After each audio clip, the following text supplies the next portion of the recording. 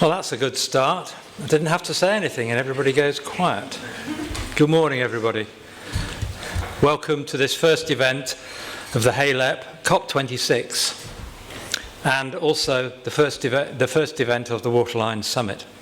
Two significant events in one day and all for the price of one. I hope that this is the beginning of many more joined up events for the region. My name is James Newman and I'm Chair of the newly formed Hull and East Yorkshire LEP, known locally as the HALEP. The LEP is about 6 months old and I'm delighted to have been appointed to chair this LEP. And although it seems like a lifetime since we started, I'm sure that the challenges that we've got ahead of us, we're all going to be in this together. I was appointed for 1 day a week. I have to say that 1 day a week is an understatement. The job is everything that I have expected it to be, having done it before elsewhere. But it has thrown up a number of unique challenges, not least of which has been to start up a new organisation via Teams and Zoom. So it's absolutely brilliant to see you all, although I am blinded by that light, here today, alive and responsive, which is something that the mute button has suppressed over the last 20 months. But so much for the past. Today is about looking forward. I won't repeat or even outline the issues we all face with climate change and our net zero agenda, especially in this region. The presentations and events taking place today and during the Waterline Summit over the next 2 weeks will leave all of you in no doubt that action is needed and needed now.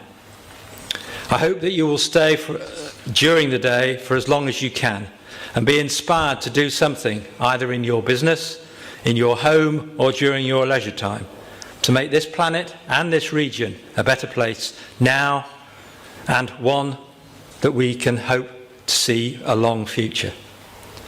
My sincere hope is that the Prime Minister, the ministers and his officials will hear about what is going on here today.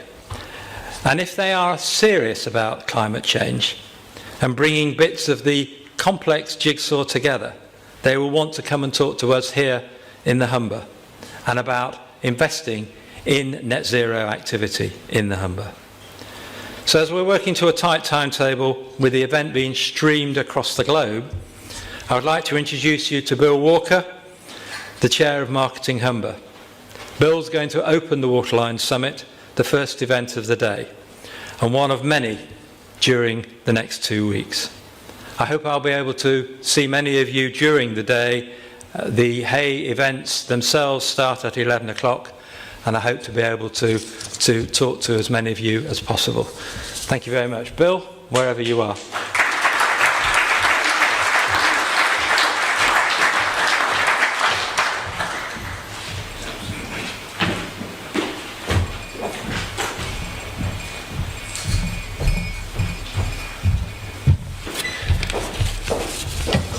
It's good walking across the stage, isn't it? Okay, good morning. Thanks very much, James. As James says, I'm Bill Walker. I'm Chair of Marketing Humber. It's brilliant to stand in front of real people again to welcome you in person to the launch of the fabulous Waterline Summit 2021, connecting the Humber to COP26. We're delighted to be the headline event for this government-backed zero-carbon tour of the UK in collaboration with Planet Mark. A big thank you to James and his team at the Hull and East Riding LEP for making that possible. The Waterline campaign, as many of you will know, is led in partnership by Marketing Humber and the University of Hull. It was established to help the Humber play a leading role in the transition to a net zero world through strong collaboration and sharing knowledge. A major part of that campaign is this annual Waterline Summit, which for the past 2 years, even last year in the middle of a pandemic, has been enormously successful, attracting top-level contributions from government and from all 7 continents.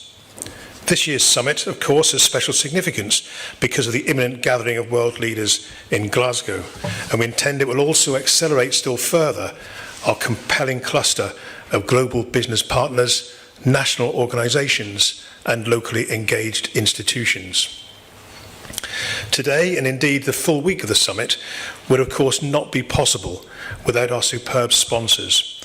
So huge thanks go to our event partners, Yorkshire Water, Ørsted, Yorkshire Energy Park and the University of Hull, our COP26 partners, Zero Carbon Humber, and all our other wonderful sponsors of specific events throughout this very special week. This year's summit is extremely timely, and it's all about connecting the Humber to COP26, truly putting this region on the global stage. So, never mind the latest James Bond movie, though having seen it, it was absolutely brilliant, wasn't it? We now share with you the cinematic release that really matters, and that is Eyes on the Humber, our mini documentary for Glasgow. If you could show the film, please.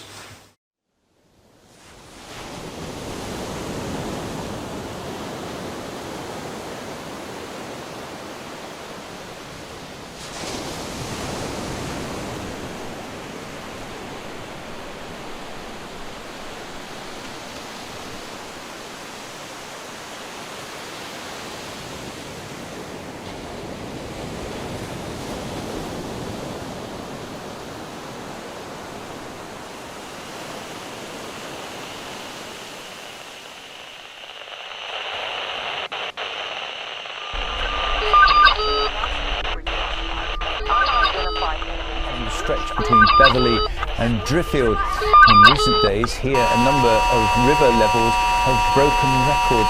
There are even concerns that riverbanks and flood defences are so badly made.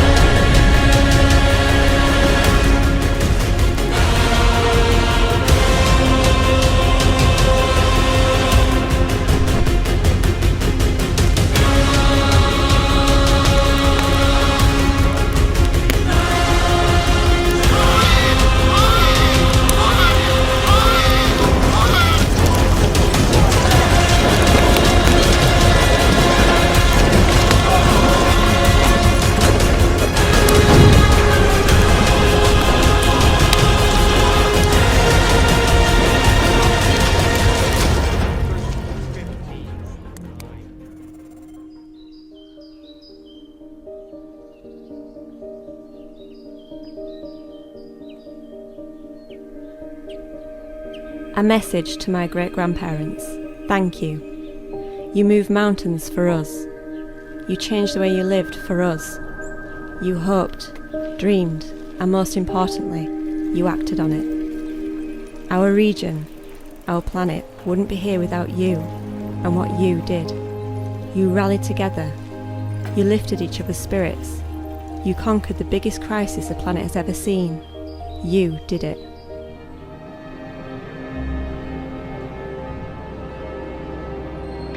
We will see desertification, drought, crop failure, and mass movements of humanity on a scale not seen before. And our grandchildren will know that we are the culprits, and they will know that we knew, that we were warned, and they will know that it was this generation that came center stage to speak and act on behalf of them, on behalf of posterity.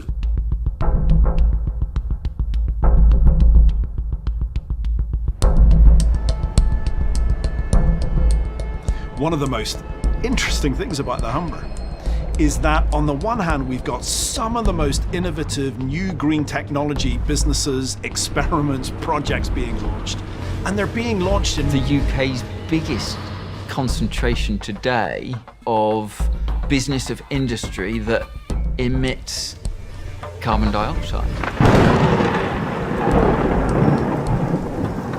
We have a real sweet spot in the Humber in terms of our geography.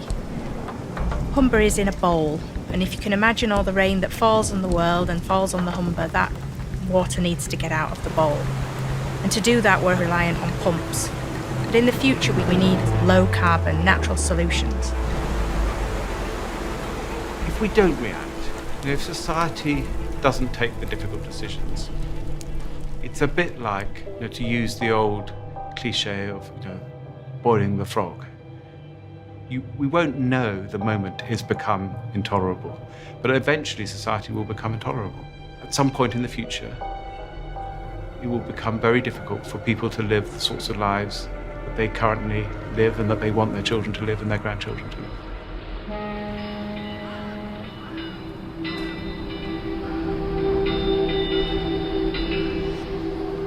The significance around the world of what's happening here in the Humber, this place which has been part of our industrial heritage, a history based on coal, on steel, on chemicals, is also going to be a really important place for our future on clean energy technology, and an important place where those businesses and communities work together now, finding those pathways, solving the technical problems, creating new businesses as a coalition, solving it and making the full transition. It's not a cliche to say that the eyes of the world are looking at the Humber. They genuinely are. I think this could have a real impact, not just in the region, but across the planet. If the Humber can get it right, it will offer a model to similar locations around the world as to how to do it properly. And so there's a lot of optimism about what can be done, and there's a lot of hope invested in what the Humber can achieve. I'm actually really proud to be the head of a university that is at the forefront of climate change work through a variety of ways. So if you think of our research, we've got something called the Energy and Environment Institute. In that institute alone, we've got over 100 researchers who are researching into all these global challenges around climate change. So if you think of flood, we've got the Flood Innovation Centre. People are doing work in the Mekong Delta, in the Amazon, but also right here in the Humber itself.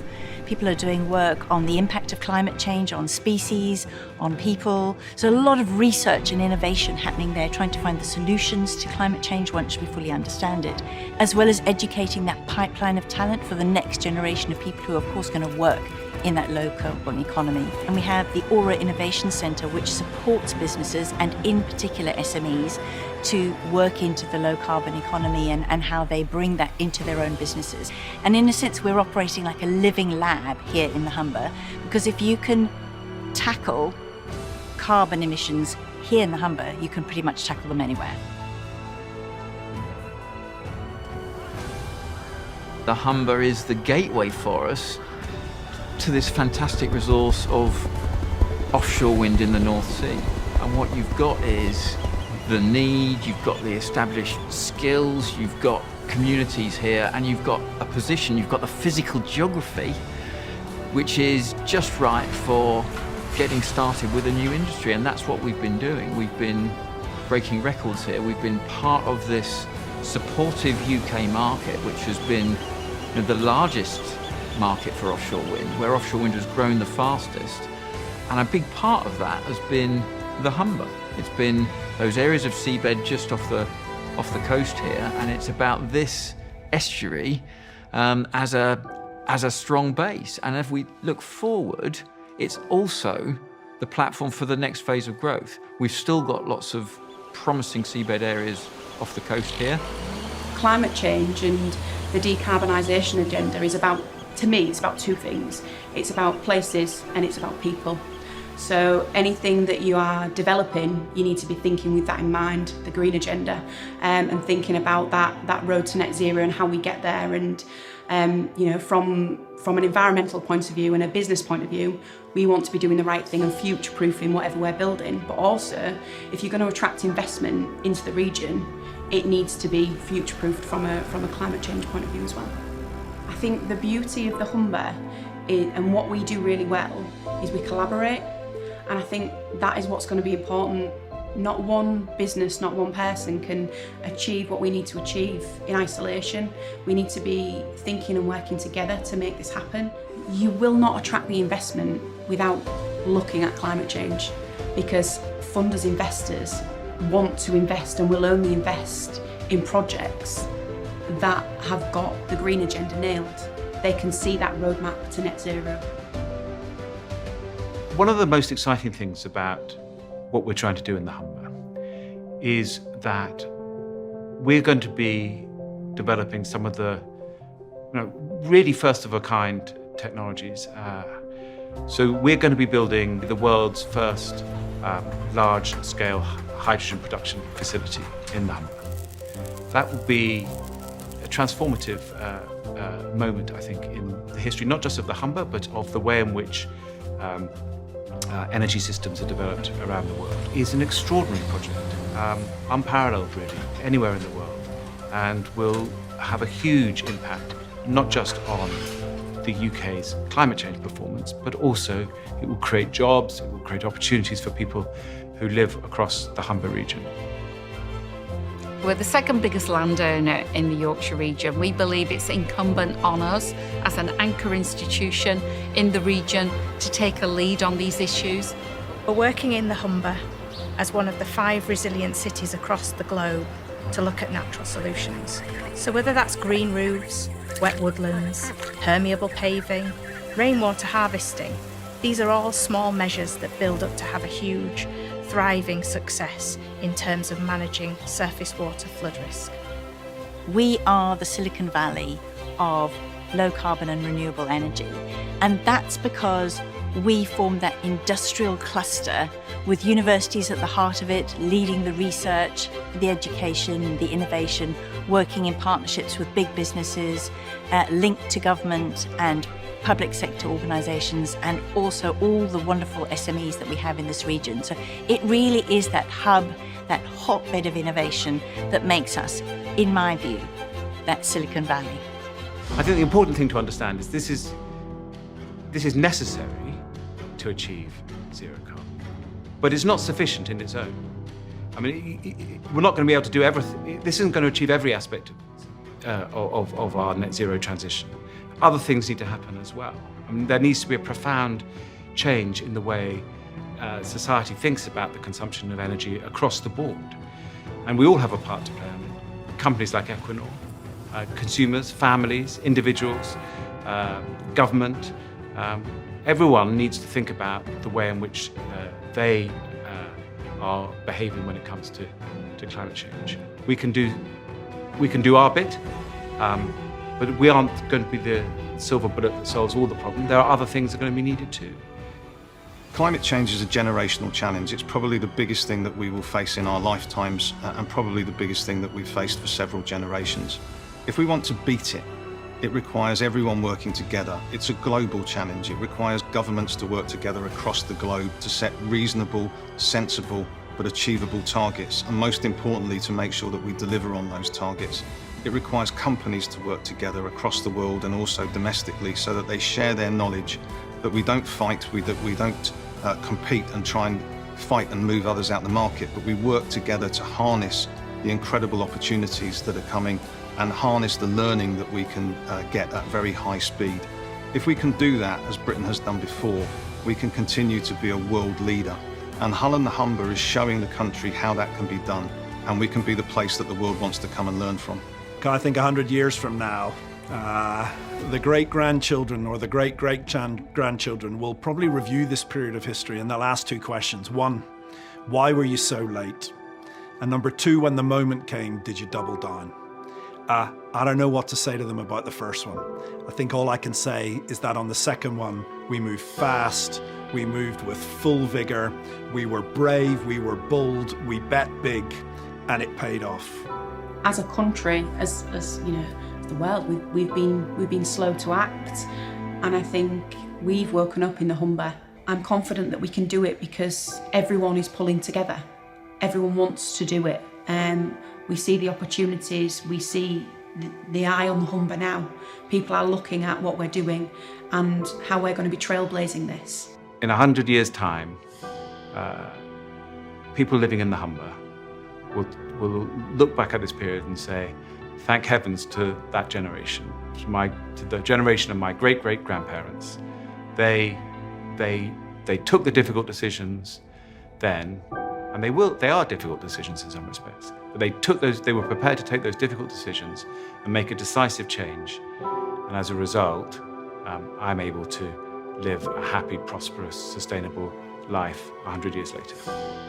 You know what I would like my great-grandchildren, our collective great-grandchildren, to look back at this point, at this time, and see us as a generation that made a difference, that acknowledged the seriousness of the issues that we're facing, that stepped up and tackled climate change, and that in a way they looked back with pride to say, That was the generation that made a difference, that secured the future of our planet and our people.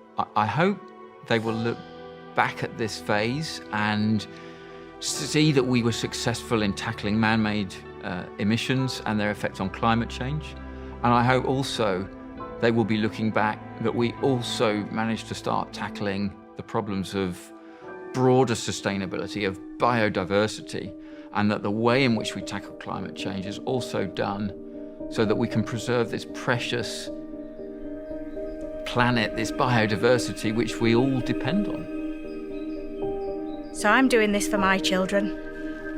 I'm doing this because I want to leave the world in a better place. And I have the opportunity to use the Humber as that testbed, to be the showcase for the world. The eyes are on the Humber, and we can achieve this.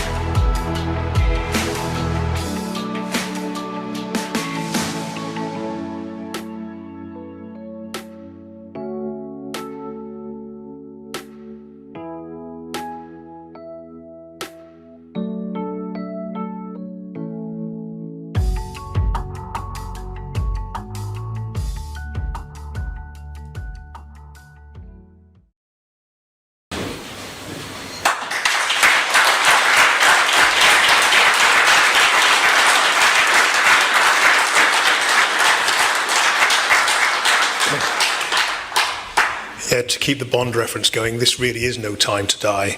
I thought that was a fabulous film. I hope hope the applause actually reflected the work that went into promoting that and showing the real opportunities that are there for the Humber to project itself globally rather than to each other within the areas that we are already familiar with. As the film says, it's all a question of carbon, which neatly leads us to our next exciting part of this morning's session, a questions time style panel hosted by our special guest, Louise Minchin. Louise is probably best known to you for her anchor role on the UK's most watched morning television programme, BBC Breakfast, or perhaps you've seen her achieve super tough challenges for charity. An endurance athlete, Louise has raced in several triathlon world championships and has completed 2 extreme triathlons, including the formidable Norseman. So facing a whole crowd this morning shouldn't hold any fears for her. We're delighted that, having left the BBC after 20 years, one of Louise's first public appearances is joining us here in Hull to launch the Waterline 2021 Summit in style. She may be used to working with a brilliant dancing Dan Walker. Never in her wildest dreams would she have imagined sharing the same stage as the budget version Bill Walker instead. And I'm no relation, Louise, but you're more than welcome. Louise Minchin, please welcome.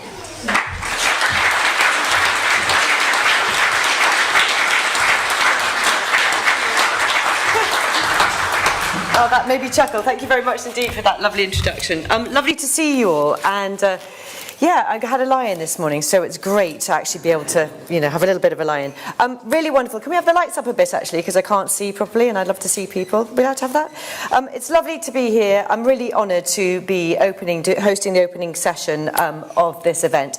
And just to kind of recap a bit, you only have to have watched me, I'm afraid, over the last, 20 years and the last kind of few years, to, of course, the briefest glimpse of those headlines, and you really get an insight, don't you, of the impact that our climate is having across the world, and those devastating wildfires in California. Remember those catastrophic flash floods in Germany over the summer and the deadly heat waves across Europe, to name a few, to really see the impact our climate is having on all of us. These events have happened just as the world's political and business leaders obviously prepare to descend on Glasgow in a fortnight for arguably the most important climate talk since the Paris Agreement in 2015. COP26 is an opportunity, of course, to make real change. And talk about real change. I loved that film. Wasn't it brilliant? I loved lots of things about it. I liked that it did not underestimate the scale of the challenge. But what it was for me was really optimistic and a real call to action for all of you here. And by the way, thanks very much for everybody who's joining us online as well. I'm here to host this important event in the countdown to COP26, and the Humber region is really using this moment in history to take a hard look at the region's role in carbon emissions and examine how the Humber can step up and take that leading role towards a zero carbon economy. I probably don't have to remind you about Humber facts, because most of you are from here, but let me just talk about them before we start. So it's home to the UK's busiest ports complex, handling 77 million tonnes of cargo, worth £75 billion every year. 3 of the world's largest wind farms on the doorstep, of course, attracting up to £100 billion of investment. Hull has the fastest growing tech sector of any city outside of London, and also £18 billion of the UK GDP is produced in the Humber. This is set to grow, we know, with the onset of the decarbonised industrial cluster, which will support and create thousands of jobs. Alongside those really positive facts, of course, the stark fact is that it is also the UK's biggest polluter, but that means it has the most opportunity to decarbonise. So let me tell you about this morning's event. I know lots of people are joining us online. Very good morning to you if you are. A little bit of housekeeping. I will be taking questions. It's lovely to see you in the room, by the way, for a change, isn't it? I will be taking questions from our audience here. Don't be shy.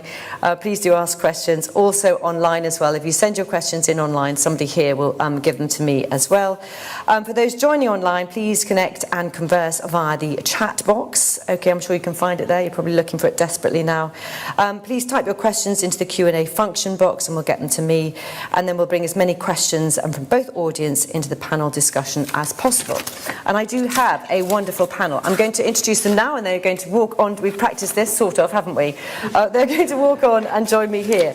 So first of all, we have Andrew Reynolds, Project Director, Yorkshire Energy Park. Please make your way to the stage. It's not Strictly Come Dancing, but it's lovely. I haven't got music either. Amy Meek, co-founder, Kids Against Plastic and EEI Youth Advisory Board. Thank you very much, Amy. Thank you for leaving me a seat as well. Dominic Martin, Vice President for Government and Regulatory Affairs, Equinor. Patrick Harnett, Senior Programme Director, Ørsted UK. Liz Barber, CEO, Yorkshire Water and Kelda Group. And finally, last but not least, Professor Dan Parsons, Director of Energy and Environment Institute, University of Hull. Let's give them a warm round of applause for joining me. Thank you.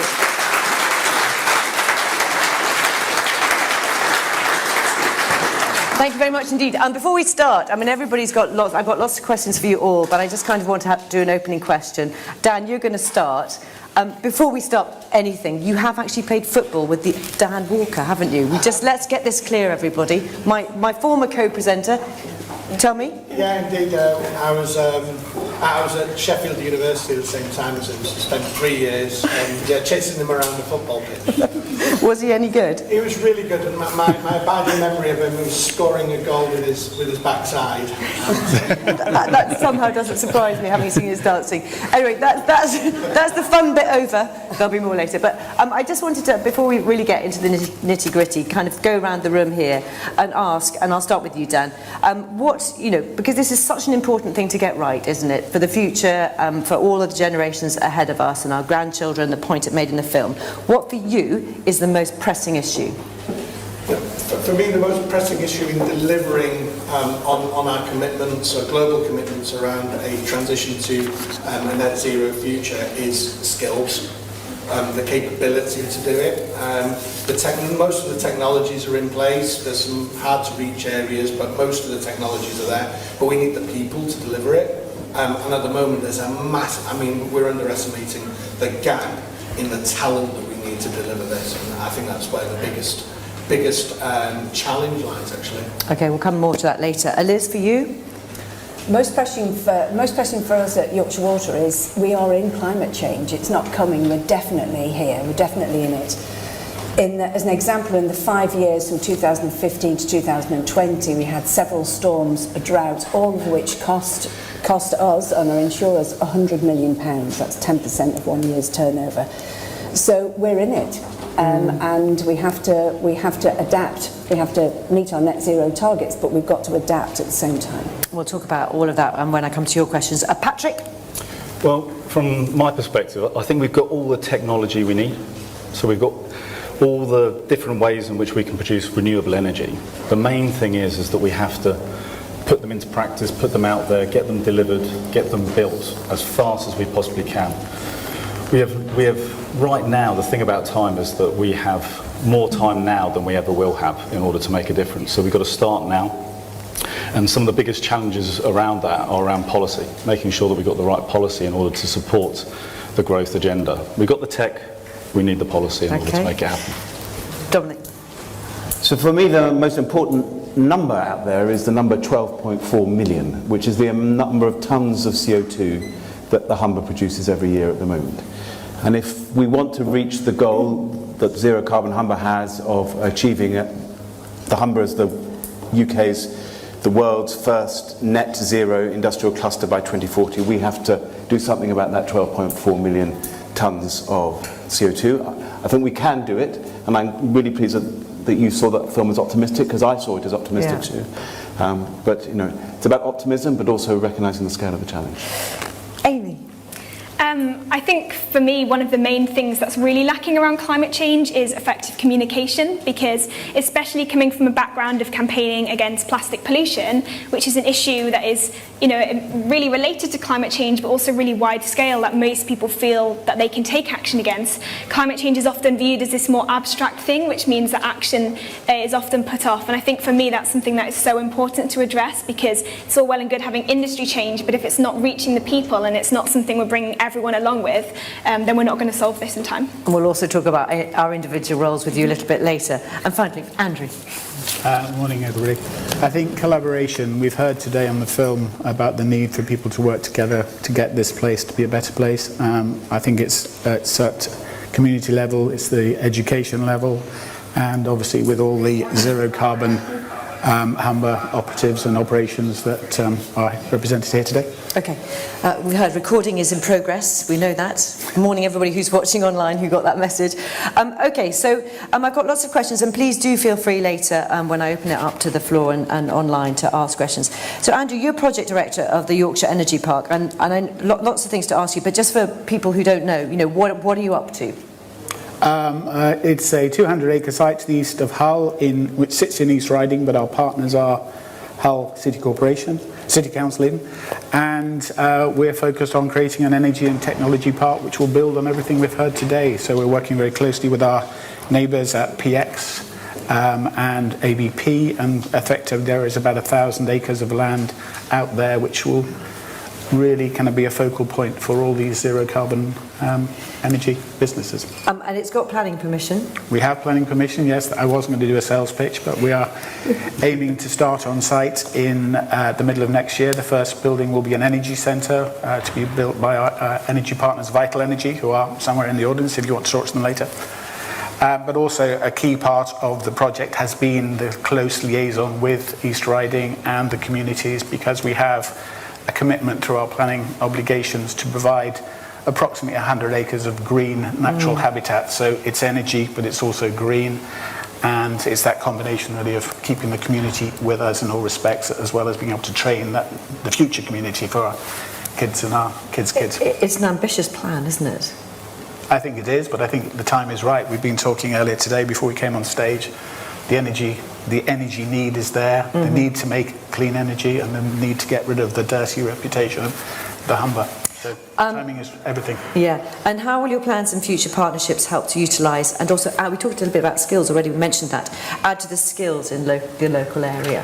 Well, we announced early this morning, and our friends have literally just arrived, I see, from the South Bank. Morning, well done. We announced this morning a partnership with the University of Lincoln to be our education partner. So education, training, not just at degree level, but obviously specific to each and every one of those local occupiers, new and existing. And also, what about the location of the energy park? How will that help maximise its potential? We'll be in the Freeport, which everybody I'm sure in the room knows about, tax benefits, occupier benefits. And yeah, I think it's just that place where, as you look at the map of the UK, the energy estuary is bang in the centre, isn't it? So that's why we're here. Yeah, the location is really important. I mean, the other thing about this, of course, huge investment, is this takes years of planning, which you've already done, but, you know, Indeed. Actually getting up and running, how long, what kind of scale are you looking at here? Our planning consent lasts for 10 years. I'd be very disappointed. Obviously, I've only been involved in it for the last 6 months, but I'd be very disappointed if within the next 5 years you haven't seen the whole thing built out, because I think the need is there, the demand is there, and we've seen the scale of the operations going into the North Bank already. And just to pick up on your point about it's not just about that, it's also about you're building trees, and will people be a place that people can go to then? How long have you got? We've got time. Our planning obligations require us to look after some local birds called curlews. So right. The simple answer is it's not all about getting people onto the site. We have to look after migrating curlews and things. So I think I'll probably stop there if I may. Oh no, I love stories about curlews. It's fine, but you know, I can see there are about 30 of them we have to look after on 100 acres. So I'll let you work that out. Wow, yeah. Brilliant. Well, maybe we can come more on that later, but I'm fascinated. Amy, it's lovely to have you here on the panel, by the way. You're co-founder of Kids Against Plastic and also part of the EEI Youth Advisory Board. And, you know, I've got children who are your age and, you know, really conscious from that film. You know, this is about so much about saving the future for all of you. Just tell us a little bit about your background, because you got involved in this when you were very young. Yes, I got involved when I was 12, so I co-founded a charity called Kids Against Plastic with my younger sister Ella, who was 10 years old at the time, and since then we've been campaigning to address plastic pollution, show people the simple ways that they can get involved in tackling plastic, but also try and work with as many young people as possible to show them how they can play a really vital role, exactly as you said, in really helping to save the planet for our future and our children's future as well. I kind of want to ask you, because it must be, and this is off script by the way, so if you're not prepared for this, it must be very depressing in some ways for you to sit here and think, gosh, perhaps some of this could have been done earlier. How do you feel about that? I think it can be if you see it in that perspective. I think what we've always tried to do through our charity though is try and view these things through as positive lens as possible, because we are seeing change now. That's the important thing. We can look back on the past and say we've known about climate change since the mid-1900s, why weren't we doing something then? But ultimately that's not going to change what we do now, and we need to keep our eyes forward and actually focus on bringing about the change more urgently than we would have had to in the past, but ultimately doing something now so that we don't find ourselves in the same situation in 20 years' time and think, why didn't we do something then? Quite right. Okay, let's talk about single plastic use. How does that contribute towards climate change and the climate emergency from your view? I think Plastics, it's strange, it's one of these issues that we view as separate to climate change, even though it's so closely linked. And I think from our perspective, it's sort of two main reasons why, and that's in plastics production and then also in plastic waste, because plastic is primarily made from oil, and because of that, it's actually going to play a really large role in oil demand in the future. I mean, in the next 20 years, the oil demand to create plastics is set to grow by 6 million barrels per day, which means that by 2050, plastics is going to account for 50% of oil demand. Obviously, this is a fossil fuel. This is at the same time that we're transitioning away from fossil fuels in the energy sector, and yet plastics is getting away with being such a large contributor to climate change through fossil fuel consumption. And then on the flip side, you've got plastic waste. You've got plastic in the oceans, which is degrading down into the microplastics and nanoplastics, which is starting to be ingested by plankton and other microorganisms in the ocean. And this is being proven to start to interfere with the ocean carbon cycle and actually causing these organisms that would previously have trapped carbon in a carbon sink in the ocean to actually be more buoyant and start re-emitting carbon dioxide. So it's very closely linked to climate change, and that's why we need to see similar urgency put on reducing plastic consumption as we have with fossil fuel energy, and really making sure that we only use this material where it's really necessary and otherwise it's uneconomical. What role do you think people individually have in decarbonisations of regions like this? I mean, presumably, first of all, plastic is one thing. What do you think? Yeah, absolutely. And I think that I mean, obviously individuals aren't going to be the reason, for example, that the Humber's the largest carbon emitter for industry. But I think that they have a really important role to play, because I would wonder how many individuals who weren't involved in these industries would know that the Humber is such a large emitter and also has such a large role to play. I mean, my family is from this area. They've lived their whole of their lives, and they didn't know that.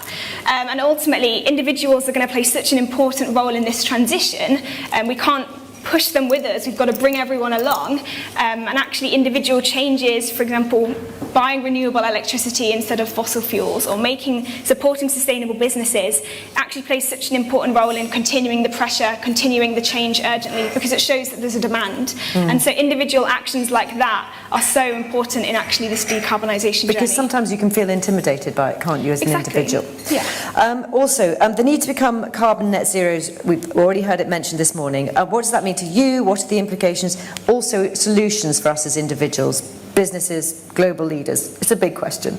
Yeah, and I think that it is a big thing, and I think it's something that needs to be holistic. It needs to be something that everyone gets involved in, because it's really important that we see industry and governments taking large action to become carbon net zero, not only because of the massive positive environmental impact that will have, but from a grassroots perspective of working with individuals. How can we go to individuals and say, you need to become carbon neutral, when they don't see industry and governments who are responsible for such a large amount of emissions actually doing the same?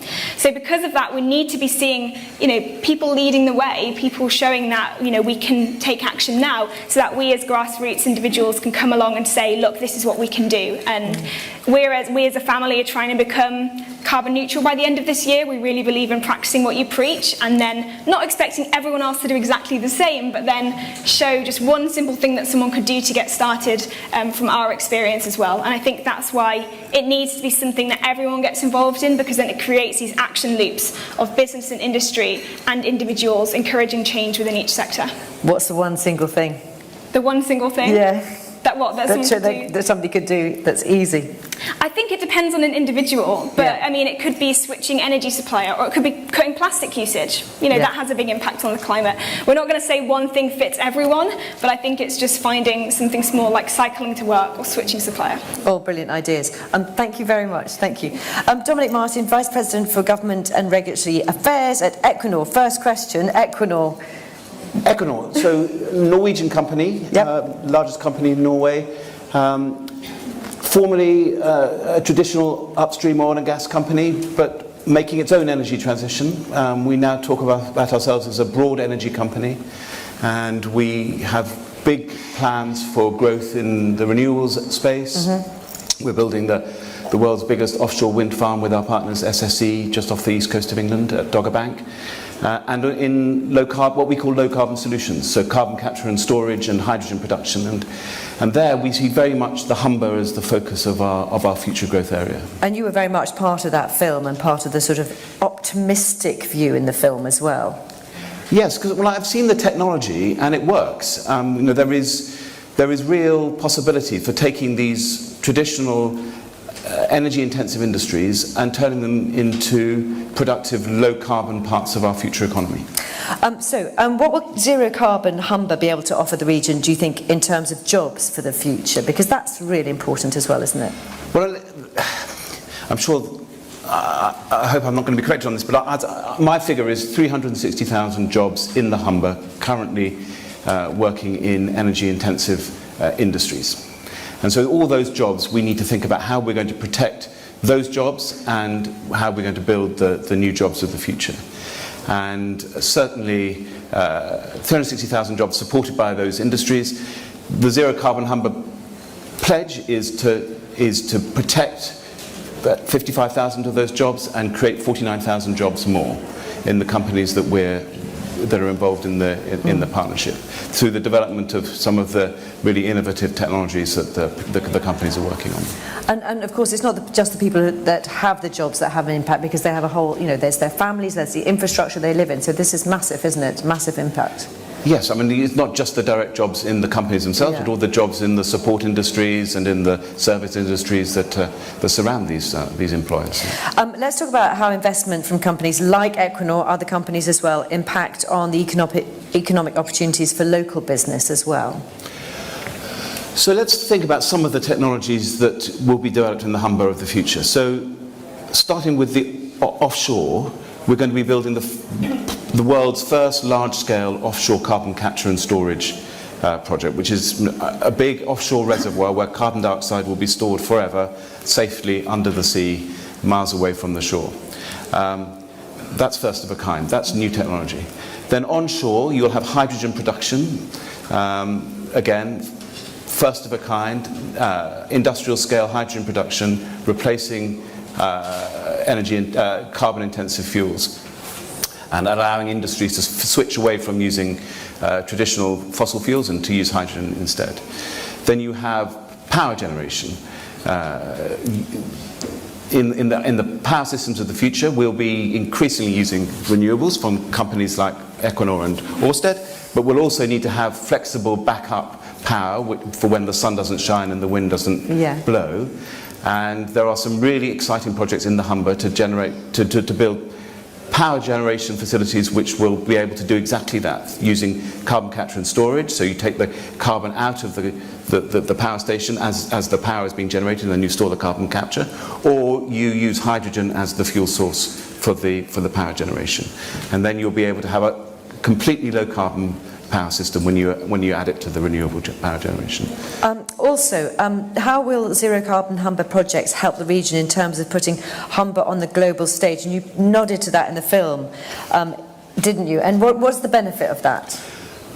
Well, I mean, I think you have to look at any new set of industries. The regions, the places that move first have huge advantages by being the incumbents. So look at Silicon Valley with technology.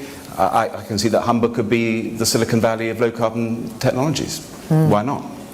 And presumably, but you only have to look at Silicon Valley. I mean, that people learn from them, don't they? And that's what you'd like to see. Absolutely. And people are already coming to the Humber to see what's going on here.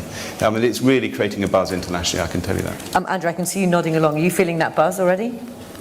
Very definitely. We haven't started building yet, but we have people wanting to come to the site. So I think that tells you that the people are there. For sure. Really interesting. Yeah. Okay, so on to Patrick Harnett, Senior Programme Director, Ørsted UK. And I want you to say it in the actual pronunciation because I didn't say it. How do you pronounce it? Well, you can pronounce it Ørsted. Now, if I do that, my Danish colleagues will tell me it's wrong, and I can do that in various different intonations, and it will still Okay, well, I'm going to try. Tell us about Ørsted. So we are... Are you cross with me, everybody? So we're the world-leading offshore wind and renewable energy company. We're also the most sustainable energy company, or actually most sustainable company in the world. So we've actually gone through the energy transition that Equinor are currently going through. And we've got 12 wind farms around the UK. We've got a number of them off the coast here in the Humber. We've got our East Coast operating base in Grimsby, with over 400 people working there and thousands of jobs in the supporting area that all feed into that. And we too are building the world's largest offshore wind farm offshore. There's always a bit of competition. This is my first question. When I met Dominic today, I didn't ask you the question. I was like, are you doing competition? Is it friendly competition? Very friendly, very friendly. I mean, as a company... You can speak, Dominic. Well, it's friendly from this side, I can say. But as a company, it's always good fun. But as a the way that we've sat you together, by the way. Well, it's seamless, isn't it? It's yeah, perfect. go on. But actually, there's an important point here. Go on. We all have a stake in each other's success here. Exactly. Right. I mean, decarbonisation is only going to work if we're all successful, actually. So friendly competition. Completely. It is very friendly competition, and you know, Ørsted's mission or vision is to create a world that runs entirely on green energy. Now, we can't do that alone. Right. So obviously we want everybody else to join the party and go through the transition too. So we're incredibly passionate about renewable energy, and we're very, very focused on growing, you know, internationally. But we've got this huge business in the Humber. We've got this huge base in the Humber, and we see it as a great opportunity for us to bring technology like green hydrogen in order to decarbonise the Humber, and also green electricity in order to help various different businesses around the Humber in order to help them with their transition through to being net zero or even net positive. The other part we're really keen on, we've just set a goal for ourselves, is to have a net positive biodiversity impact. And that's a massive, big goal in order to go for. What does that mean? So whenever we build a project in the future, and it's going to take us a while to get to this point, that the impact of that project will be net positive in terms of the amount of biodiversity, the different animals, creatures, plant life, etc. that exist. And I think that's really important, because all projects at the moment do have an impact. And you know, we've got to realise that net zero is a really big, ambitious goal, but actually, you know, we need a world, a beautiful, diverse world with wonderful natural animals and plant life in order for us to actually have a great place to live in a net zero world. So that's one of our latest ambitions that we've set. And let's look a little bit forward. So what do the next few years look like for the offshore wind industry, and what's it going to mean for the Humber? So growth is the answer, really. So as Ørsted, we're going for 40 gigawatts by 2030 of installed generation. That's offshore in a large way, but also onshore as well. Onshore wind, onshore solar and hydrogen. And actually one of our sort of flagships projects for hydrogen is here in the Humber. So we're taking green electricity from the Hornsea 2 project, that is arguably the largest wind farm in the world, and straight from the onshore substation across to a Phillips 66 refinery, where we're going to produce, planning to produce green hydrogen there in order to decarbonise some of their processes. So those sorts of things. Also, we've got Hornsea 3, Hornsea 4. These are enormous gigawatt scale wind farms that we're going to be building out at sea, and they will be operated from the Humber region, and they will also be providing, you know, green electricity into the country and potentially into the Humber to support businesses in their transition. I think you probably answered this question about hydrogen, though. And what is the role of hydrogen, or do you think you've answered that? Please answer if you want to. Well, actually, I think there's two types of hydrogen. There's blue hydrogen that comes from natural gas. Yeah. And so what you do is you put hydrogen from methane, natural gas with steam, and then you get hydrogen and CO2 actually, and then you can pump it back under the sea. At Ørsted, what we're really interested in is taking green electricity, putting it through a hydrolyzer that basically separates water out, and so you've got hydrogen that's perfectly green, no CO2, and oxygen obviously that's great for other things or just for breathing. which is nice. But it can also go into processes. We're all in the need of that. Yeah. And that hydrogen is truly green, and so we're really focused on that, and we really think that there's other interim technologies, but we really want that to take off, and so we're making big investments. And the other thing is as well, I think Humber can lead the world, but we're an international company with projects around hydrogen going on in other parts of the world, and that's how we can also bring that knowledge and that experience to the Humber in order to, again, step up the rate at which we can make the transition. Okay, and we're going to come to our other guests. Just remember, everybody, if you've got questions, send them in online, or if you're here, just have a little think about that. Just finally for you, Patrick, what advice do you have for young people in the Humber who are considering what to study, what they should do as a career? I mean, obviously, you're going to say they should not work for you. But no, I mean, honestly, it is amazing to be part of such a fast-paced growing industry, and then one that's not only, a good place to work, a thriving environment, a very positive place to work, but you're part of something even bigger and better. Also, we've got great apprenticeship programs, and actually most renewables companies do this, but we've got really good apprenticeship programs, really good graduate programs, really good programs for getting people in from other sympathetic industries in order to get into the renewable space. So as a young person, I think doing a job that fulfills you, that's a really great motivational thing, has great opportunities, great growth, and a career path. I think that it's second to none for me right now. And we partner with Grimsby Institute in order to train people up. So there's some really great opportunities and skills training facilities and providers in the region in order to be able to produce that talent that we need. And just to unpack that first bit of that question, because there may be people watching who are interested, what should they study?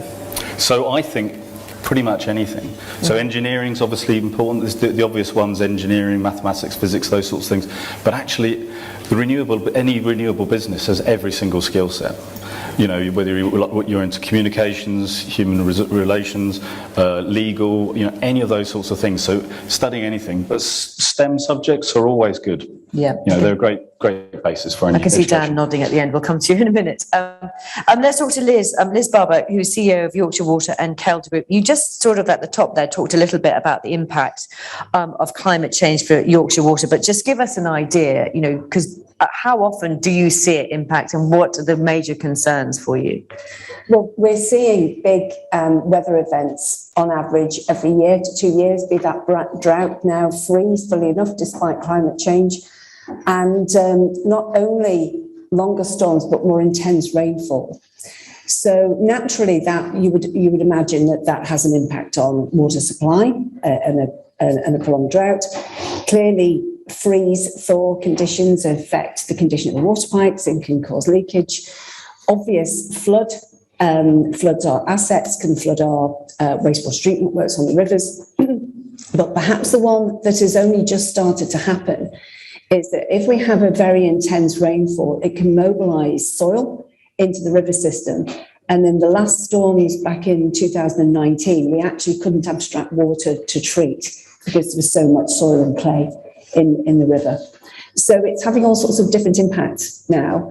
And of course, we provide two essential services. So we abstract from the environment every day 1.5 billion litres of water to provide to the Yorkshire region. So, of course, climate change and weather has a profound effect on our ability to do that.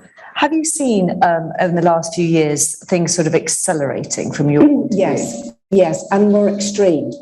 So they are accelerating, and I would say 17-18, the beast from the east was extreme, and it was the same weather system that persisted that took us into a long drought into the summer.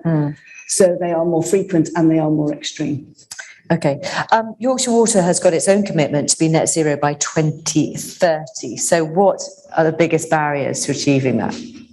Well, because it's such an essential product, we'd like everybody in Yorkshire know that this is a net zero product by 2030 that they'll be consuming. And I'd say we've done the easy bit. We've reduced our carbon footprint by 80% because of buying green. The difficult part now is to get into converting our fleet, all of our vehicles to electric or hydrogen, some of the heavier vehicles.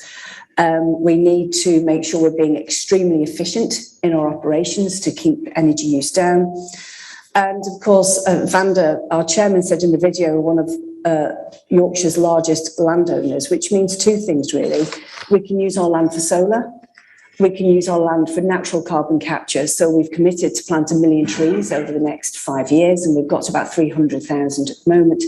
And we're heavily involved in peatland restoration because our land happens to be in the natural peatland catchments in the Pennines, and there's a lot we're doing there. So, and finally, last but not least, now that we've got our asset, our anaerobic digestion asset up and running in Dewsbury now. Explain what it is. So that converts, well, that will convert, that's a natural process, but it actually converts human waste, which is what we deal with, into energy.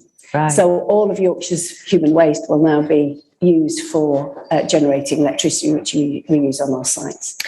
What's really interesting about hearing you talk about that is that you're a water company, but here you are, you're having to switch, aren't you, to kind of diversify and make, you talk about solar panels and energy. Yeah, it's basically, it's the right thing to do. Yeah. I just think, particularly when you're a public service, when people can't choose you, you have to do and be seen to be doing the right thing for the environment, because we rely on the environment as a company, wholly rely on the environment actually, and we can affect it in significant ways.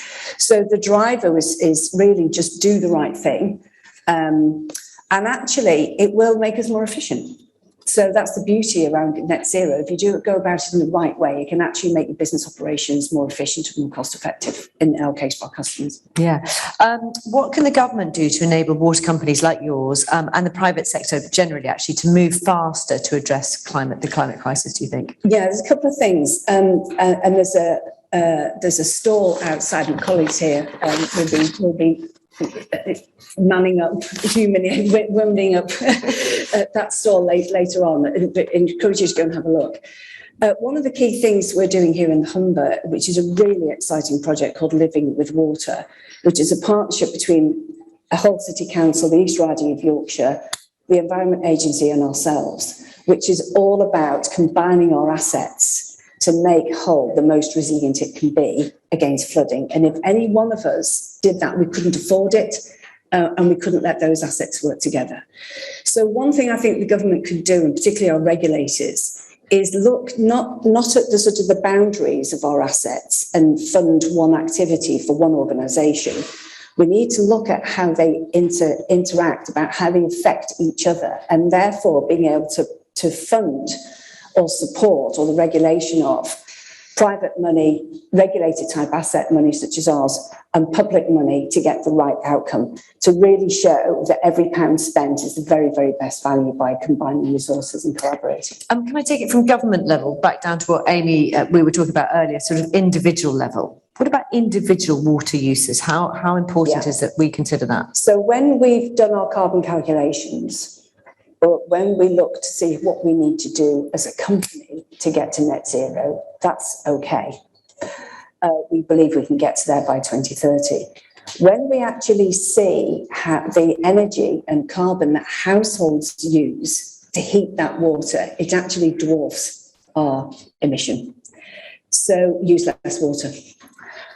So that means what, hot baths, just genuinely across the board? The less water you're heating, or less water you're using, because we will be 2030 by net zero by 2030, but use less because it's still a resource, isn't it? But actually think about heating water as well. So showers, quick showers, not long hot baths. Okay, I've taken that message. That's going to be so far. Go on. Or you could heat the water with renewable energy, electric boilers. Oh, thank goodness you're here. Then you can have a lovely long shower. Oh, phew.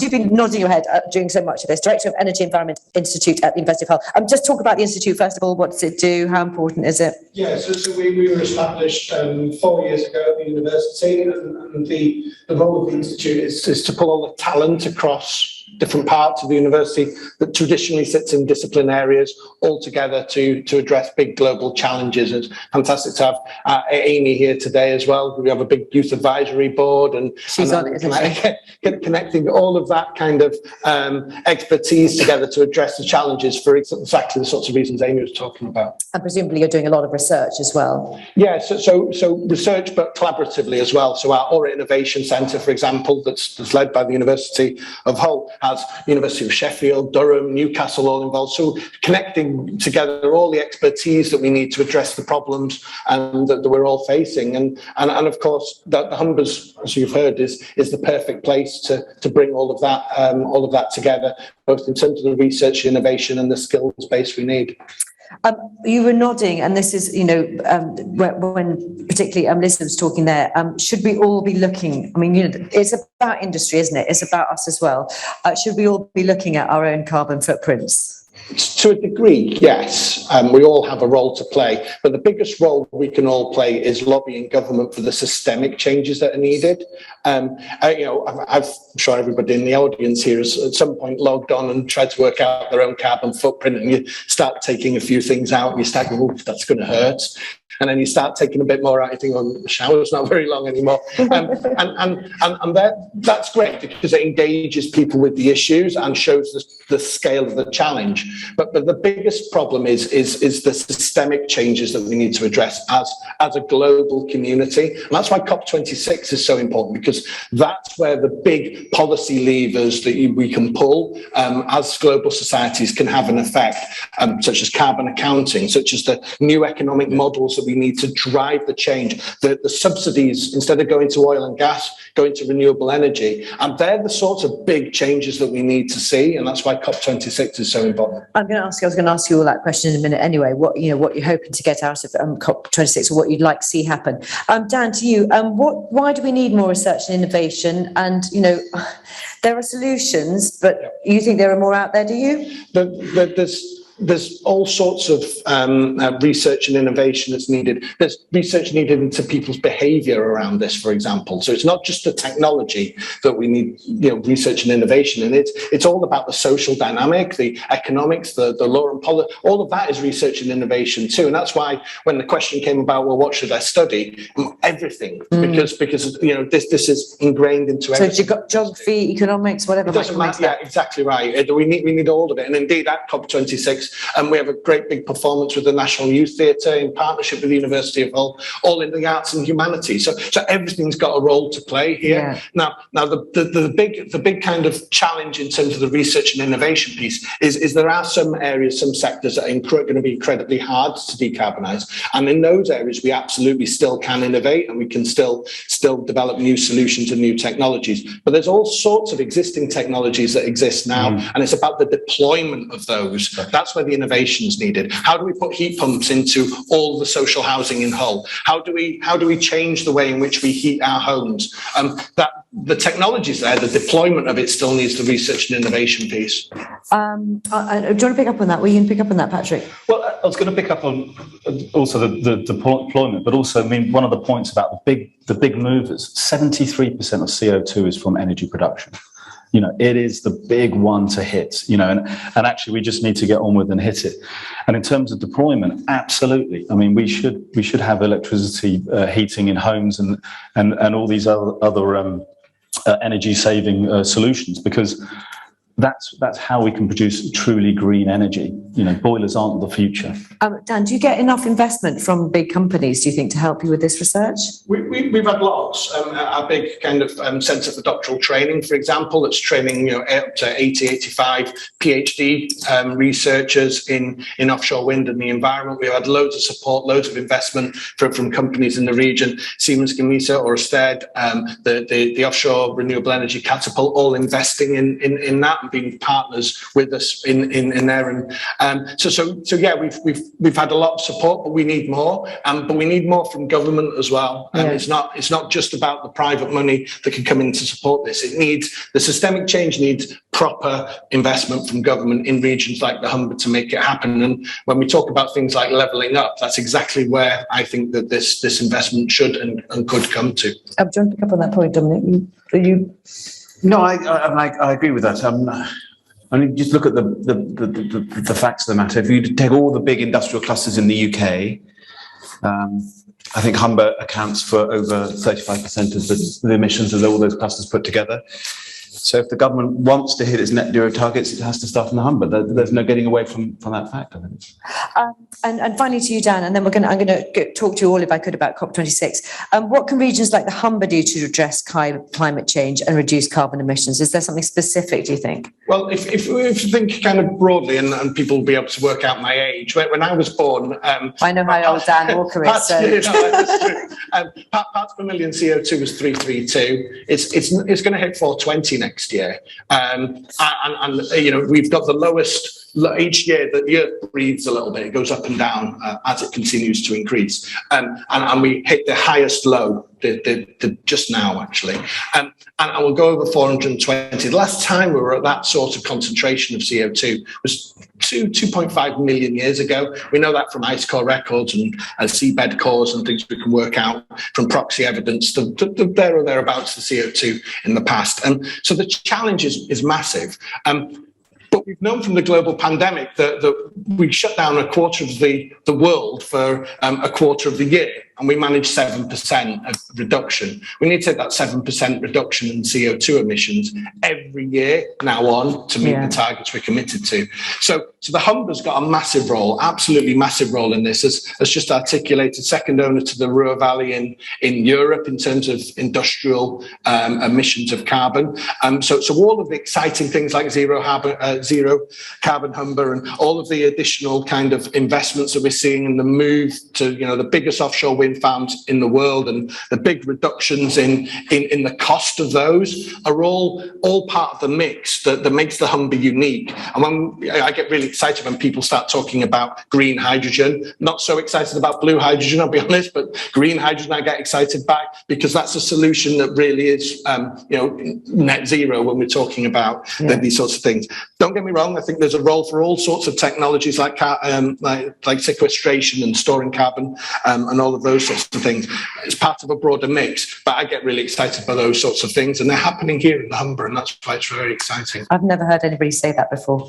I get really excited about green hydrogen. Brilliant. I just before we move on, just on a kind of personal level, because you deal with this all the time. I mean, presumably every time you turn on the tap, you're thinking, "Oh, turn it off quick," or how do you do it on a sort of personal level? Yeah, it's difficult. I drove here today in a diesel car, right? Yeah. So when we think about our own individual footprints, you know, there are these kind of choices out there. But that's why I talk about systemic changes needed, because yeah, you do think about it. It does kind of burden you, and the, you know, when you hear Amy talking about the future generations in the film as well, and all of the, you know, like I say, when I was born, it was at 332, we're at 420. And, you know, the vast majority of CO2 emissions have actually happened in our lifetimes, right? This generation right now, we've caused it. And that's why it's so important that we address it. But yeah, absolutely do think about those things. But when I think about those things, I think about the lack of systemic solutions that we're deploying. And that's where the big levers are. And that's why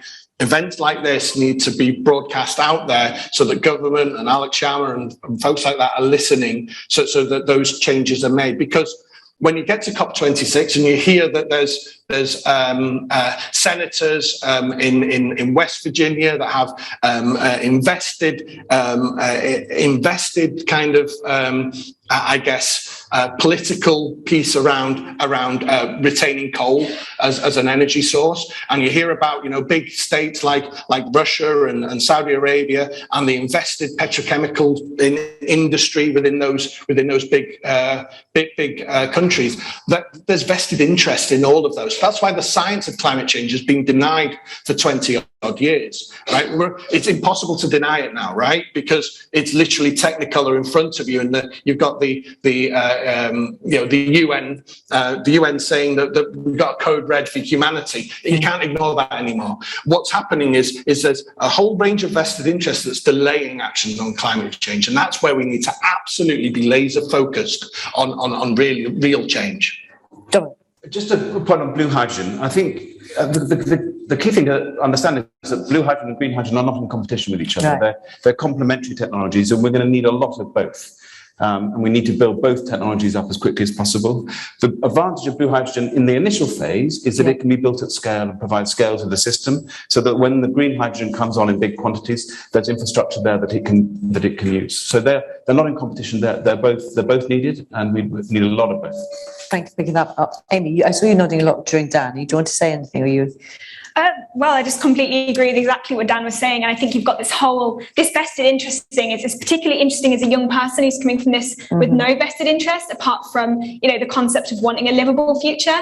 And you've got BP creating the whole idea of a carbon footprint, and then you look at how can I be taking responsibility as an individual when a literal fossil fuel company was the one that put the emphasis on this in the first place and started denying the science alongside it. So I completely agree with what Dan was saying. It needs to be systemic, and I think that's why it's collaboration. That's why we all have to come together, and that's why we can't put the onus on just one thing. It needs to be everyone working together behind this issue.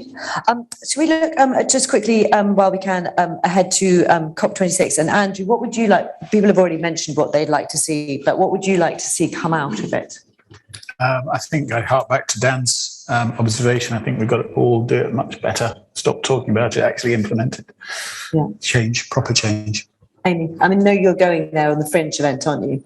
Yeah, I think the main thing for me is COP's been running for longer than I've been alive, and you look at what's come from the 25 COPs so far, and you think, what is there? You've got the Paris Climate Agreement, but then that still is arguable whether that's being met properly and whether that goes far enough.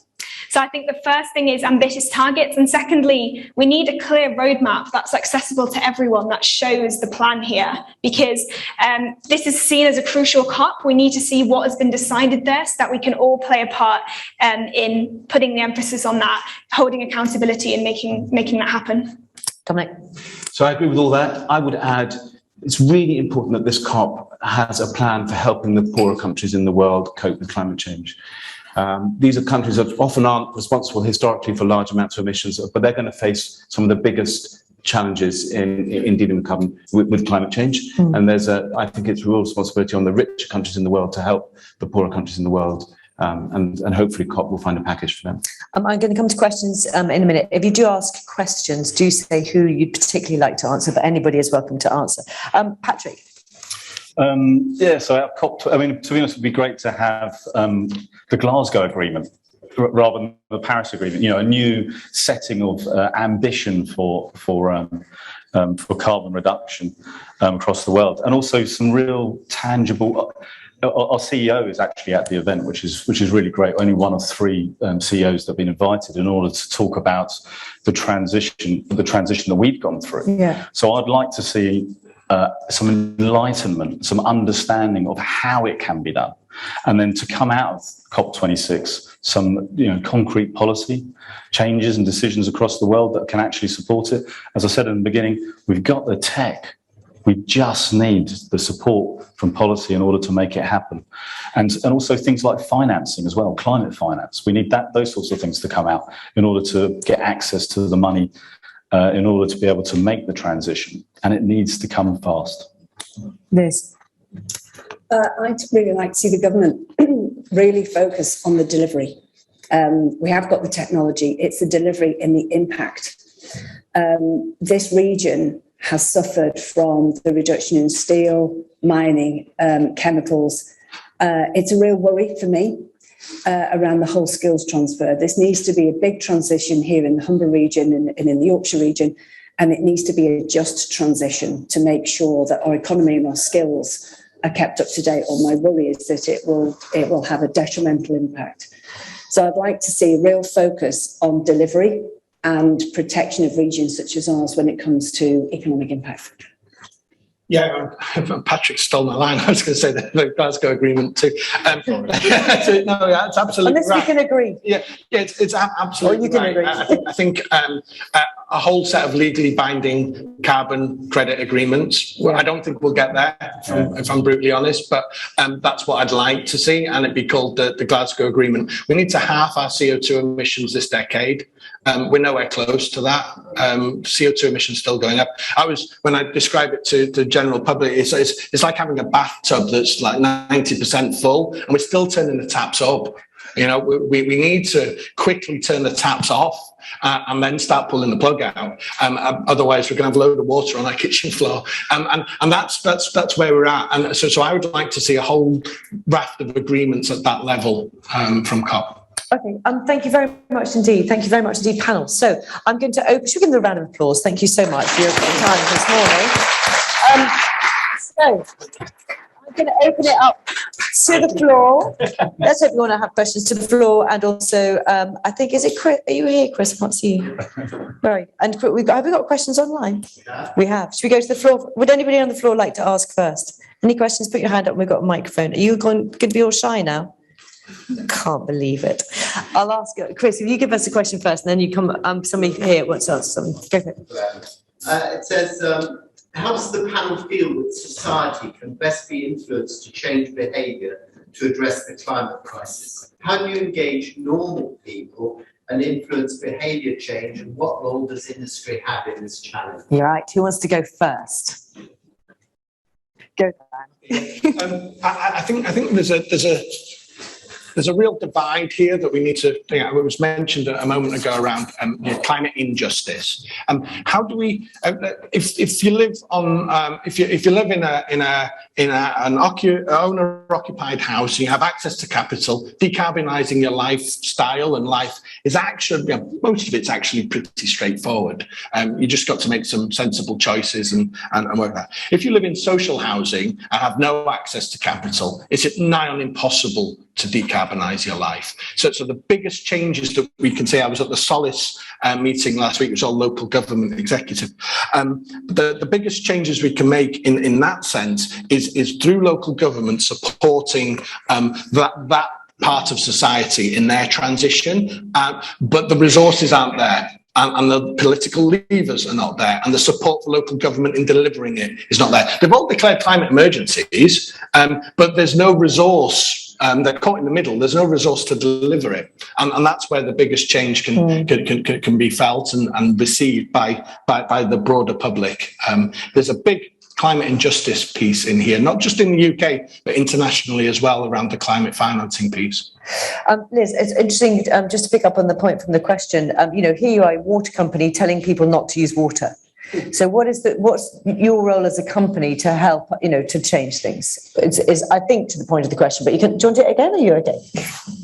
I'll have a go. I mean, the issue about using less water is just being respectful of the impact on the environment. And actually for us, I would like to bring it down to a local level so that when people are consuming, whatever it is, they can see the consequences of that consumption.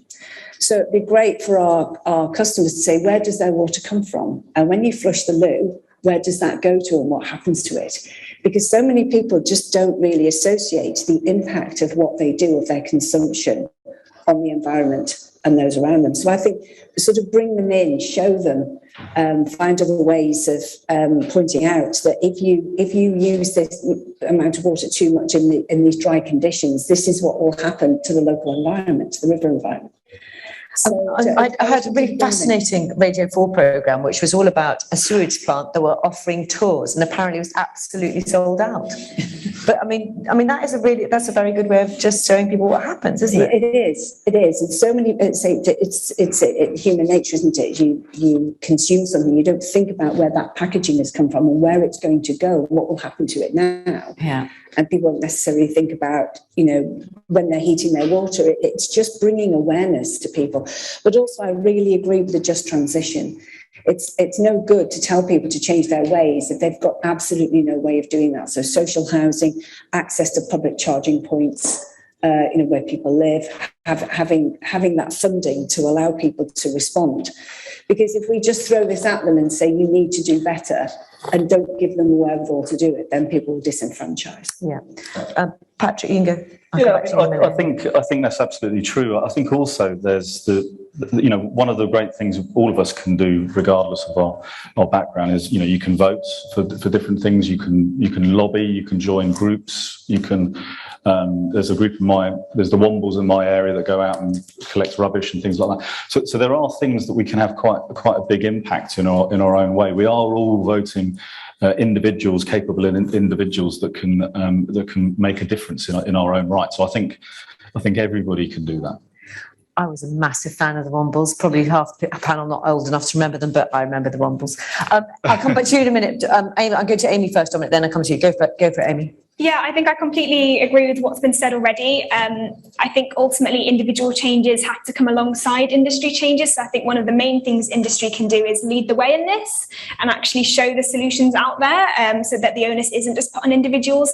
But I also think it comes from greater transparency as well, because, as we've heard today, there is change starting to happen. And often all we see in the news as the general public is the doom and gloom around climate change, which of course is very urgent. It's very important, and we do see that, but we also need to see what is happening, because we're kind of in these stages of we need to get to exponential change, and currently we're in the really slow stages before we reach that. And yet we've seen it with, for example, electric cars recently. It looks like there's been a massive explosion in electric cars, which has happened in 2 years, and ultimately that development's been happening for decades, and yet it's not really shown. So we need to show that there is change happening, and that it is currently in the slow stages, but that it is happening, so that people can see how they can be involved in that and see that something is happening, so that it's not just demotivating for the. That's what I'm getting from both of you. It's got, because otherwise people just feel disempowered, don't they? Yeah. Dominic. No, I think Amy's hit the nail on the head. I mean, it's all about leading by example, I think, if you're in industry. And we're in a transition. We're not at the end state yet. And I think one of the things that we sometimes forget to do as a society is to think about how we manage the bit between now and where we want to be, and how do we change our behaviours during that period when we're going to be transitioning away from using fossil fuels.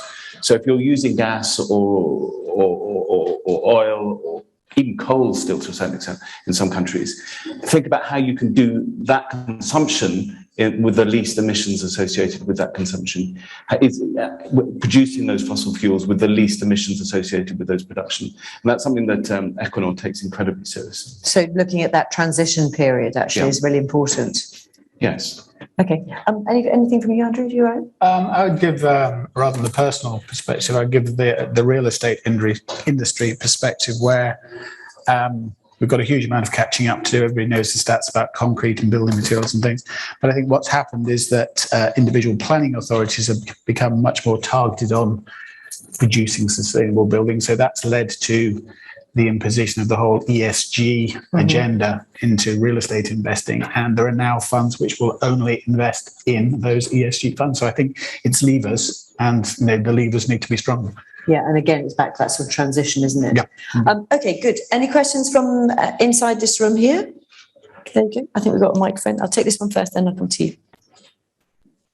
Hi, I'm George Neal from Axis Technologies. I was really struck by something that Amy said about the sort of slightly abstract nature of, what a lot of this means. It's easy to talk about sort of carbon neutrality and net zero, but to the man or the woman on the street, a lot of that is sort of slightly out of reach. And I think it extends even into sort of smaller businesses as well.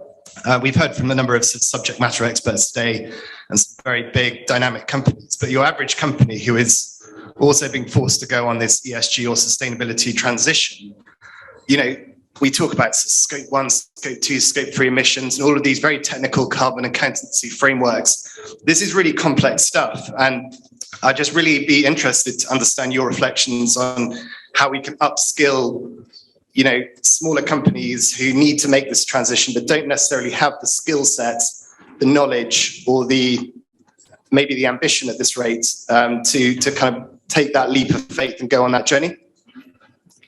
Can I pick it up?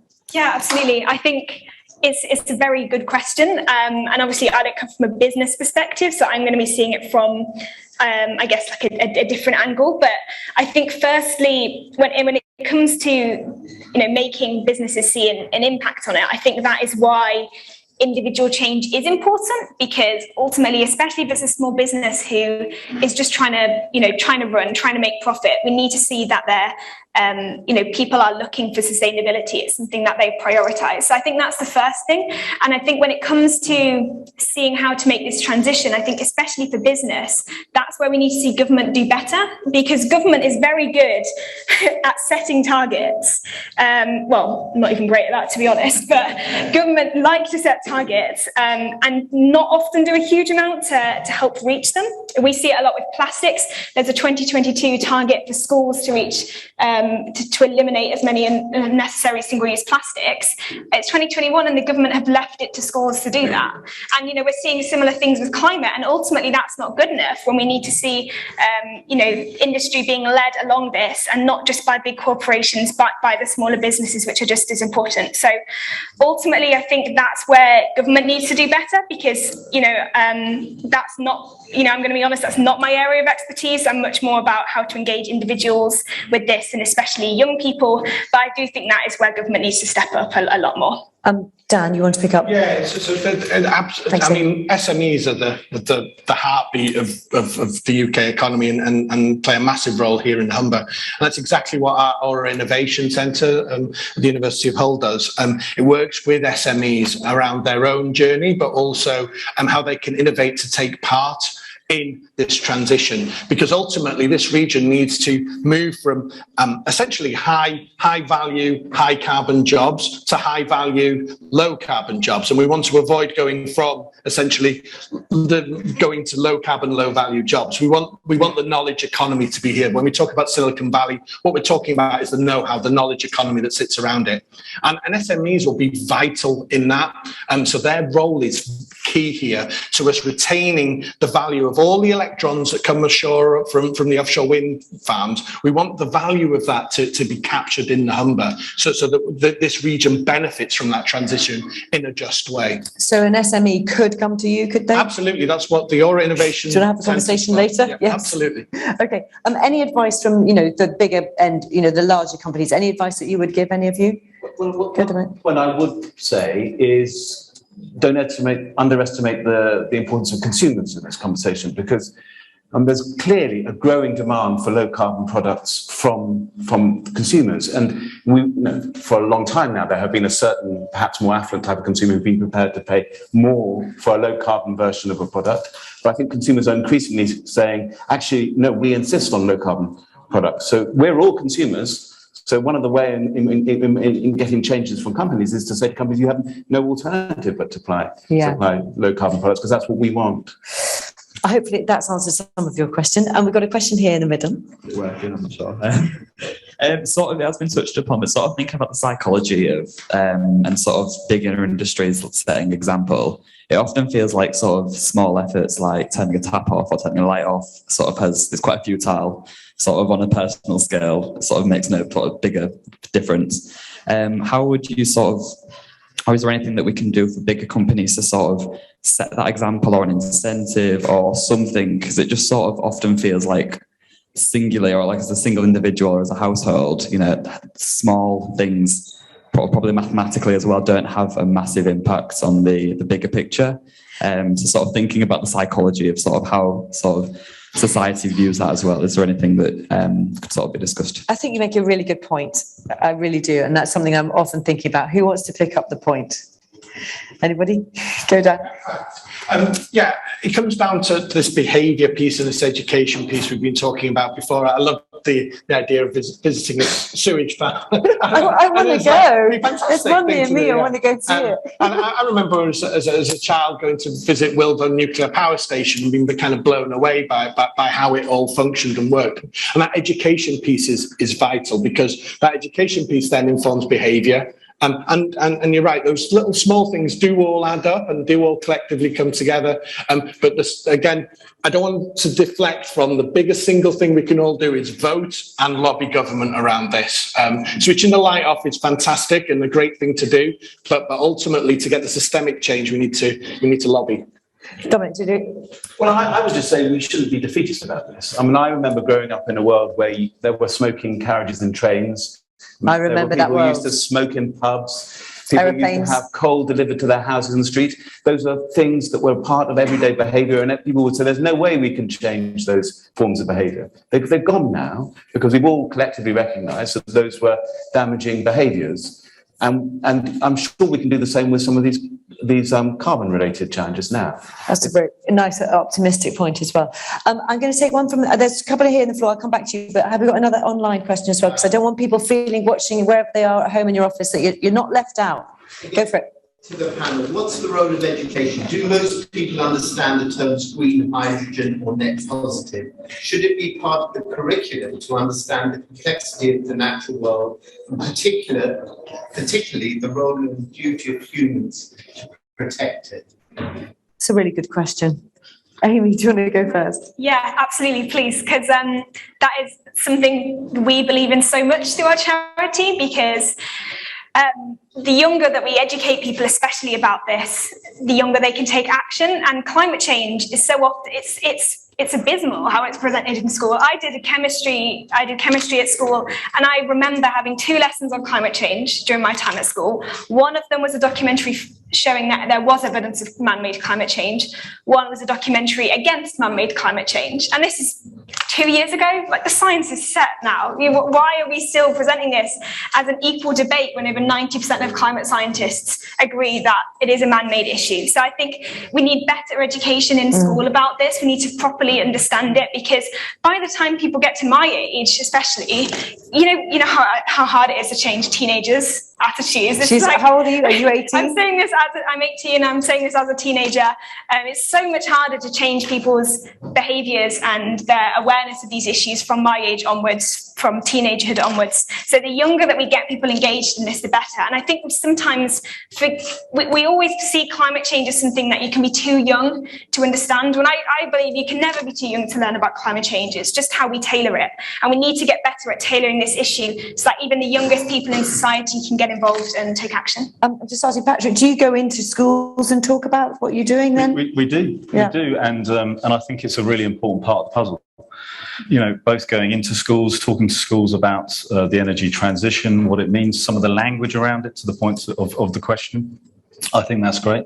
I also think that actually the way in which people learn now has changed slightly as well, and actually it's gone more online, and it's how we get things onto social media and things like that. So it's not just schools. Schools are absolutely right. There should be stuff on climate change and actually not just the problem, because that can be terribly depressing, but how we can actually do something about it, how we can actually, as individuals, make a difference, and through our careers make a difference. And so I think that's incredibly important, but also the online presence and the duty of us as large companies actually going out and doing that. And we do that actively, and it is always welcomed, and the feedback is incredible. I had this wonderful conversation with this young person she decided she was erring as to whether or not to go into renewables and do engineering, and I heard later that she chose to do that. So I mean, you can make a difference. Liz, did you want to say something? I think education of all ages and all stages in the issues around sustainability and carbon is absolutely essential. And at Yorkshire Water, we pioneered some of the capitals accounting thinking, or sort of carbon accounting, early days. And I could only cope with that as an accountant because I was a geographer. So I wasn't uncomfortable, if you like, with concepts around sustainability. And the point around SMEs, the accountancy profession should be there to measure these things, to measure carbon.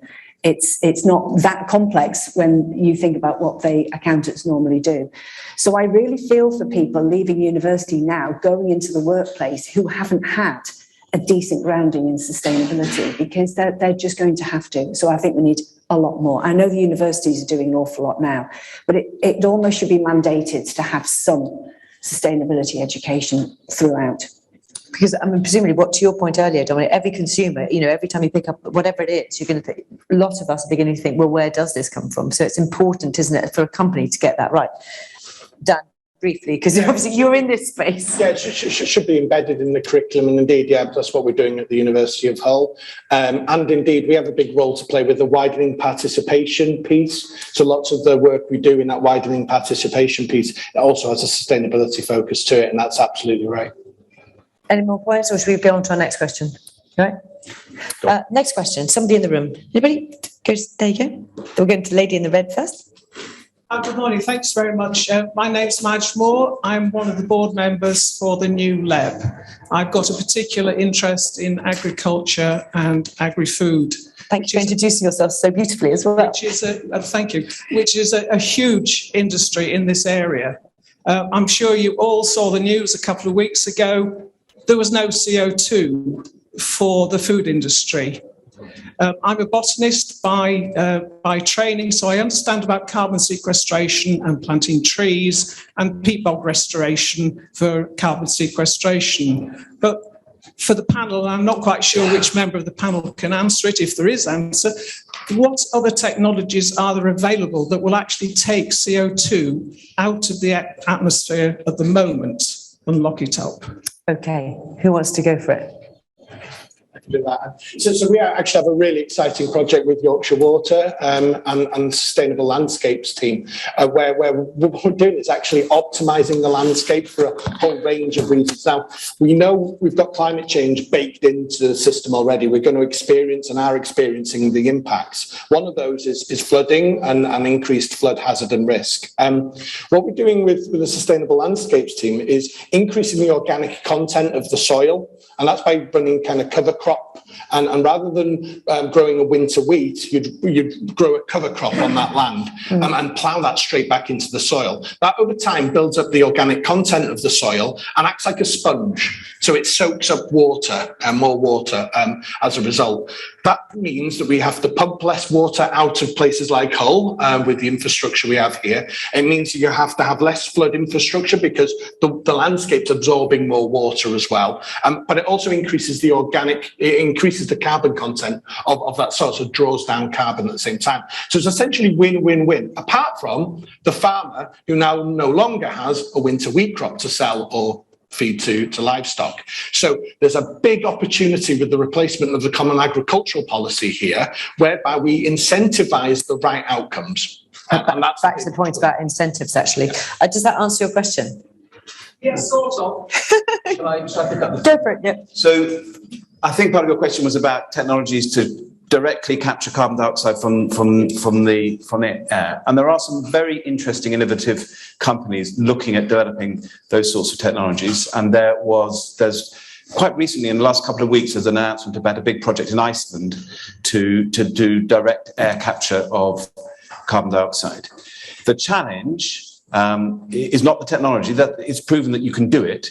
It's whether you can do it, firstly, at scale, at a big enough scale to make a big difference on the amount of carbon dioxide in the atmosphere, and secondly, the costs. And as always with some of these technologies, at the very beginning, the costs of these technologies are very expensive. So as always, the question is how quickly can you bring the costs down of these technologies? But it's definitely one to keep an eye on. Okay, thank you very much. Have we got a question from online? No questions on it. There was one over here somewhere, wasn't there? Who wanted to ask something? There you go. Microphone, come here. Or you can just, there you got it. Go for it. Okay, thanks. I've been really, John Meehan from Meehan Media and Comms. I've been really struck by the quality of this debate, how informed and informative. I've learned an awful lot from it. It's really very, very impressive. There's a real contrast when you hear governments and politicians talk about these issues. They're not informed, they're dated, they're simplistic, they're headline grabbing in the wrong ways. What can people like you, people like us, what can people do to change that? Because that fundamentally has to change. Okay. Andrew, do you want to pick up first? I think that's an impossible question, very clever question, but impossible, because I think the whole notion of our political system is against that, isn't it? I think the way I would want us to behave is that we actually, as society, going back to some of Dan's suggestions, we do it ourselves. In the real estate industry, we've had to kind of do it ourselves because we've realised that the carbon side is impacting, etc., etc. So, do politicians really get into the depth of these things? I know there are some in the room, but I think it's down to us to do it ourselves. I don't think we'll change politicians, but that's just my view. Just quickly go on, Amy, first. I agree. I think it's a very hard question to answer. I think that's why, the best way to do it, I guess, is just to have a political reform and actually show that if young people, for example, can see politics as a way to make change, then you get a different sort of people getting involved in it. But that's no easy solution. And I think especially as young people, politics can be quite demoralising, especially when you have Boris Johnson standing up at pre-COP and saying about how we are right to be angry that there's not been action. And it's like, you're the person that can do it. You're the head of the country. What are you doing? So, there's no easy answer, but I think we need to make politics, we need to change it. We need to see new incentives to get different sorts of people involved. Dominic? So maybe I'm naive, but I'm not quite as sceptical as that. I think there are people in all the political parties who are really committed to this agenda. And I think it's up to the voters, actually, to make sure that their elected members, take the climate issue seriously. But I would say that the proof is about to be demonstrated, and the next few months are when the key decisions are going to be taken, both globally at the COP, but nationally with a whole series of decisions to be taken by this government. And then, we'll see whether Amy was right to be sceptical or me to be right to think that actually maybe there's some hope there. It's a transition period. Let's see what happens. Patrick? I think some of the intent and some of the headlines, are correct. Now, I think partly what they're struggling with is how. I don't think they're sure as to how to do it. So I think there's two ways in which we can do that. Is to show them how, as businesses, actually making the transition ourselves. Show them how by Mads Nipper, my CEO, talking to them at the COP26, which I think will be really great to sort of explain it. But also then working with the civil service that sort of lives there, regardless of the political party, and working with them and making sure that there's this, ingrained learning and understanding. And if I'm honest, I think a huge number of people don't fully understand the challenges. We are a very well-informed bunch in this room. And I think there's education for everybody as to what the size of the challenge is, the fact there is hope and we can do it, the technology's here, and then, but how? How can we do it? And I think that's a job for all of us in order to be able to make sure it happens. Liz? I think as those who are in large businesses in the region, we need to talk to our local politicians and our national politicians, make sure they understand the agenda, make sure they're behind the investment that's needed. And I guess the issue for politicians is that these can be long-term investments on short-term political horizons. So the only way to influence that is through the voters. Dan? Yeah, I think I agree with Dominic in terms of the opportunity space here. But the real, I guess this is the first, or certainly the COP with the most business presence, and I think that's it's a different COP. That's interesting, isn't it? Right. So there's lots of business invested in being in Glasgow, which is awesome to see, because that's a different dialogue. Rather than the public or activists or different people with different perspectives on this agenda, that's a different discussion. Now, Lord Stern over 10 years ago worked out that the costs of doing nothing about climate change far outweigh the costs. The cost of doing something about far outweigh the negative costs down the track. And the LSE last year published an update to that highlighted that it was even more extreme than Lord Stern's report. So we know that these long-term costs that Liz talks about are going to impact down the track. But unfortunately, the way our political system works, it's too far horizon. So that's why you've got the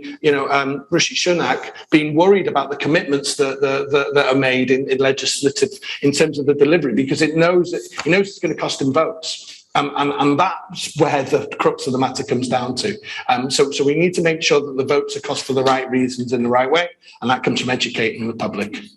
Do you want to pick up then? Okay. Have we got one more question from the floor? One at the back. And this is going to be final question, by the way, because we're just about to end in a couple of minutes. Go. Is there a concern from the panel that many of the components required to sustainably generate energy are actually being imported from distant manufacturers, many located in the Far East, and as such have an intrinsically high carbon footprint that will offset or negate any apparent carbon benefits? That's a very good question. That came from online. Thank you for watching, by the way, wherever you're watching. Who wants to pick up that point?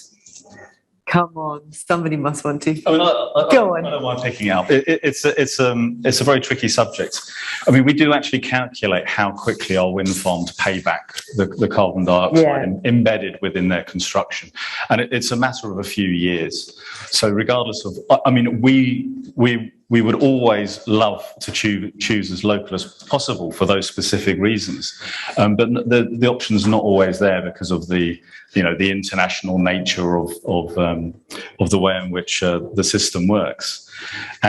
But calculating that in, even if you have something sailing from the other side of the world, actually the carbon there is very quickly offset because of the huge amount of energy that these mega wind farms produce with zero carbon being consumed in order or released in order to make it. Dominic. So if you allow me, I might just turn the question around a little bit and say, clearly in the Humber today, there are many industries which are what we would call carbon intensive. And the failure would be is if in 30 years' time, those industries don't exist in the Humber, but we're importing the same products from other countries which don't have the same carbon protection that we have in the UK. So this phenomenon called carbon leakage is something that will, if that happened at scale in the Humber, that would be absolutely a failure of policy. And so what we need to do is find alternative ways of delivering these products in a low carbon way and ensuring that they compete fairly with the carbon intensive versions of those products being produced elsewhere. And that's a very complicated set of policy issues. Yeah. And actually, I mean, it's a really good point. And actually, the transit of it is one thing, but actually how these things are produced. And it's one of the things that we're actively working with our supply chain. And I think everybody should be working with their supply chain in order to make sure that they are less carbon intensive and far more sustainable in the way in which they produce things. And that should be regardless of geography. That has to be the case. Listen, I want to say thank you very much indeed. It's been an absolutely fascinating discussion. I hope that you at home, at work, wherever you're watching us and here in the room, you've enjoyed that. I think we really had a sense of the scale of the challenge, haven't we, here? But what I get from all of you, there is an enormous sense of optimism and a willingness to get on and try and make a difference. And that's absolutely brilliant. It's been great to be able to host this session. Thank you very much indeed for the time. I know the conference continues. There's so much out there. You can go back and watch that film again if you want to, if you missed any of it. Let's give them a round of applause and just say thank you very much indeed, everybody. Thank you. Feel free to go. And thank you very much for watching, listening so intently as well. It's been a real pleasure to be here. Thank you and goodbye. You can go and get a coffee, whatever you like. Bye-bye. Thank you.